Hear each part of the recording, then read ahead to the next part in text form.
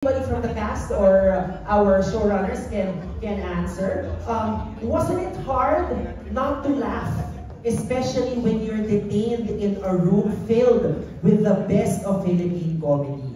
So, hindi ba ganun kahirap with the best of the best? Gano'n kahirap hindi matawa? Who wants to start us off? Si Empoy daw na sabihin. Empoy. O, di nagsalita kanina yan. Paunahin mo. Bilang best in Filipiniana ka. Ikaw ang nagandaan na. Umarka na kayo. Palit ako kanina. Well thought of. Pero palit-ulit ako. Ganda ng concept. The topic. Yeah, so gaano kahirap hindi matawa with this amazing group of comedians in the show? Well, it's very difficult. Yeah? Ano medyo mahirap talaga para sa amin lahat. Kasi titigan mo pa lang yung mga pagmumukha nila. Yung kami lahat sa loob ng bahay, yung talagang minanatili namin doon. Mahirap talaga para sa amin. At ano ulit yun?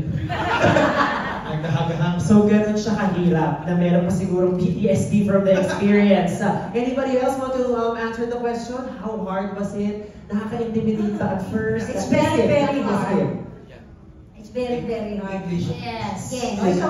Ako, bakit pag-English tinutulong mo kami niya? Parang, go, Kim, go. Hindi kasi ako, sinabi ko no, because earlier, the pocket press con. What? I'm sorry. No, I mean like as the youngest. Pero seryoso kasi, ako po kasi tinitingala ko po lahat po ng mga nandito. Kasi ako nga po yung pinaka bata. So parang simulat sa pool na idol ko na po talaga silang lahat. At sobrang bungis-ngis ko po kasing tao talaga. At nakikita naman po yun sa mga vlogs and sa interviews ko kahit po sa podcast namin ni Jeff. So it was really hard for me at first. Actually, when it started, I even asked the team kung bakit ako kinuha. Kasi alam naman mga tao, sobrang bungis-ngis kong tao. So, they told me it's really the reaction of what I'm going to do dun sa show. Na lumabas naman siya talaga because we were told that hindi kami pwedeng tumawa, umiti, or smirk, or even the smallest na makita yung teeth namin. So, it's really, we could actually show different kinds of emotions, which I think nakita naman dun po sa trailer po namin na yung may snippet doon na umiyak talaga ako because that's the only thing I could do, really. Kung may emosyon akong ilalabas, nag-isip na lang ako na malulungkot ko. Alam mo yun, basta umiyak na lang talaga ako sa mga corners, ganyan. So it was really difficult for me personally, and with everyone as well. So yeah, that's it. Thank you. Yes. Thank you, candidate number 5. Yeah, we saw that trailer kanina, so I guess this one is for Meme. Sa trailer, ang daming clips na tawang-tawa ka. So, ano yung pakiramdam na ikaw lang yung pwedeng tumawa hanggang sila talagang game face? I enjoy my privilege. Oo, kasi nakakatawa talaga. Kasi ang sarap kasi ako lang yung may pagkakataon, yung may karapatang i-enjoy yung ginagawa nila. Silang lahat, ang saya-saya dun sa loob ng bahay pero wala silang karapatang i-enjoy, ingiti, o i-appreciate yung ginagawang comedy ng bawat isa. So ako, 6 na oras akong nanonood ng free show. So tawa lang ako ng tawa. So sila, kaya sabi, ang hirap dun para sa kanila, di ba? Kasi, di ba, lahat tayo gusto nating i-enjoy yung nakakatawa eh. Ang sarap dun sa pakiramdam, pero yung pinipigil mo yun, napakahirap dun. Ang dami tumatakbo sa mga utak nila. Eh ako wala, nakaupo lang ako, pindot lang ako ng pindot, utos lang ako ng utos. So pinakamasarap talaga yung buhay ko. 6 na oras silang nagpapatawa, tapos nanonood lang ako ng libre. Okay. Negi na pa sobra ka doon kanina nung sinabi ni Meme na talagang hirap na hirap kayo, but share with us that experience. Oo, sobra talaga kasi parang kagaya namin, like ako, galing ako sa comedy bar. So, yung masaya yung hindi, masaya. Galing ako tayo sa comedy, tayo naman, diba? Sa exam. Like ako, galing ako sa hirap. Wow! So, pero may yaman na siya, kaya naman tingnan mo, kulay aligin na siya. Akala ko maganda sa manikinig ko. Mahirap kasi talaga, kasi makita mo, sabi nga niya po kanina, makita ba lang yung itsura, like si Ate Peachy, yung wala pang ginagawa. Ate mo ko? Si Nanay Peachy, si Peachy. Sinasure ko lang bata. Bata pa. Hindi siya kasi yung parang kahit wala pang ginagawa, talagang tatawa. Ang hirap magpigil. Yung hihinga, ang hirap pigilin, paano ba yung tawa? True. Anybody else want to share how hard it was before we move on? Ito si Mayor. Si Berting Labra. Sa pelikulang Aswang. Si Jason, wala pang ginagawa, alam mo lumisan sa candidate siya sa lunch. Hindi pa nagpapahil ng candidacy, pero alam mo lumisan sa candidate. Papagulo lang. Hindi, mahirap naman talaga din. Saka mahirap din kapag magpapatawa ka rin sa harapan ng mga kapwa mga komedyante. Kaya ang kryptonite ko doon, ito talaga si Negi. Talaga, panoodin nyo, paano kami, minsan nag-iiwasan kami dalawa dito kasi nga, di ko alam. Nakakaan sila Huwag dito. na kapag Tapos kami naman ito si Chad, lagi Yes, na Miss ako. Rufy, go. Siya parang pinagtutulungan nila akong lahat eh. Hindi kasi ang kryptonite naman namin lahat talaga. Si Kaya ang PG. hirap sa buhay ko, ang hirap. Yeah, Parang ganyan. lagi na lang akong galit. Shh, mga dyan mo na. Umitin ka. Ito. Pinagkano ka ulit. Ano ka Ang lang? hirap eh. Pulo! Nakita ka pa! Ito, siya nagaling-galitan naman. Alright, okay, so let's move on siguro to our showrunner. So the format, of course, is very new and we are very intrigued with the show. So what we want to know is ano ang mangyayari pag may natawa? So do share with us the mechanics of the show.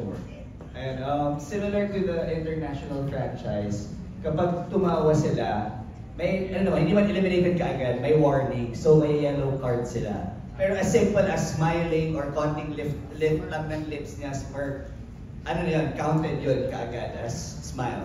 And then kapag ulitin nila yun, mapapatawan sila ng red card, automatically eliminated from the show, from the contest. Oh, so yung red card na minention nga natin kanina, that's basically a signal of somebody getting eliminated. So balik lang tayo kay Meme. Dahil nga kanina sabi mo, all you could do was laugh and enjoy the show. Gusto namin malaman, may ambag ka din ba para mapatawa yung mga contestants? Meron ka rin bang attempt to maybe eliminate some of them? Wala akong ambag para patawanin sila. Pero pag pumapasok ako sa loob, yun lang yung time na pwede sila mag-enjoy with me. So nagtatawanan kami, doon na lang kami naghaharutan, nagbibiruan kami kasi pwede tuwing papasok ako sa loob ng bahay. Ibig sabihin, meron akong pangit na balitang ibibigay sa kanila. So bago ko ibigay yung bad news or yung verdict, mag-uusap-usap naman muna kami doon. Doon lang yung chance nila na pwedeng tumawa at makipagharutan sa akin. So safe space ka pala doon. Yes. Na very, very... Pero pag nandun ako sa loob, hindi na sila safe. Oo, isa sa kanila na lang matitigo. Oh, okay. So the plot thickens. Again, another question naman about the cast. Sino sa inyo ang biggest threat nung day one, nung una kayo nagkita-kita? Who did you consider as your biggest threat in the competition? Yes, Chad. Ako talaga, si Ate Peachy talaga, si Rufa May Quinto talaga. Yung pagkita mo pa kasi sa kanya, kasi alam mo, hindi siya ito ang pinakamahirap kay Ate Peachy. Hindi siya nagpapatawa, pero nakakatawa. She has no intentions of making you laugh, but a simple gesture yan, walang ginagawa niya. Yung magsasalita, normal na yung pagsasalita, pag tinitignan ka niya, tapos pag kumilos, matatawa ka na talaga agad sa kanya. That's a very natural yung comedy niya. Kaya siya talaga ang biggest threat na for me, tsaka sa karamihan sa amin. Grabe. From the gentleman there, sino ang biggest threat sa inyo when the competition started? Same. Ano Siya siya? malaking joke. Yes, joke personified. Peachy. So I guess gusto natin malaman, sino ang biggest threat para sa biggest threat ng competition? Hindi, ako silang lahat din naman kasi... Really? Oo, pero baboy lang minsan yung iba. Mabaho yung joke. Hindi, syempre yung mga, alam mo na yun, di ba? Pwede ba sabihin yun? Napakatalan nila. Hindi yung mga Pagkatapos nung competition, nandun siya sa parang office ko, tapos nagsusumbong siya sa akin. Pwede ba yun? Baboy-baboy na ng iba. Hindi, kasi talagang kulang na lang si Gerald yung ano niya. Sa abangan nila. Wala ko sinabi, ano lang. Kasi nga wala na kami pag-asa. Anyways, yun. Pero si Gerald, ito, parang lahat sila pinagtutulungan nila ako Huwag lang natin huwag lang natin kwento yung action na nangyari. Kasi baka bigyan lang natin sila ng idea. Ng ano lang. Timodo po silang lahat. May nagtali po sa loob. Aminin na namin, Chan, aminin na namin. Lalaki sa lalaki. Actually, 9 months na to. Maggie, magiging ama ka na. Okay, siguro this question is for Tuesday. Yes. So this is a strategy game. So may mga alliances bang naganap very quickly? Oo. Pagpasok ko kasi para lang sa awareness ng press, wala po kaming kaalam-alam kung sinong makakalaban namin. So yun yung, ang sabi lang 10. Kaya nung pumasok si Vice, pag kinibenda, lalo kaming natakot, kala namin kasali siya. So totoo buhay. Akala namin ni Kim, kasali, talo na. Oo, kasi isa-isang pumapasok. So lahat isa-isa. Alam mo yung feeling na masaya kasi makakasama mo sila. Na meron, makasama tayo sa project ngayon. Matatanggal ako. So sa madaling salita, Bao, sa simula pupunuin ka nila ng pag-asa hanggang nung pumapasok na, nasisira na yung pag-asa. Tapos merong pumasok siya, hindi ko pa sinasabi. Meron siyang seryoso lang siya.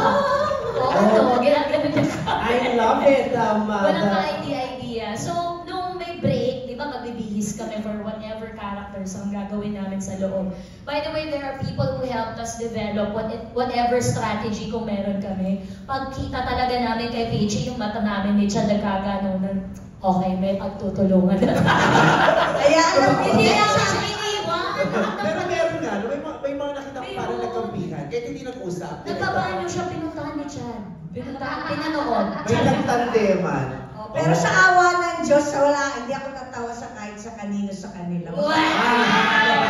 Okay, baka may masabi pa. Okay, but may dramatics din pala involved. So, our next question, of course,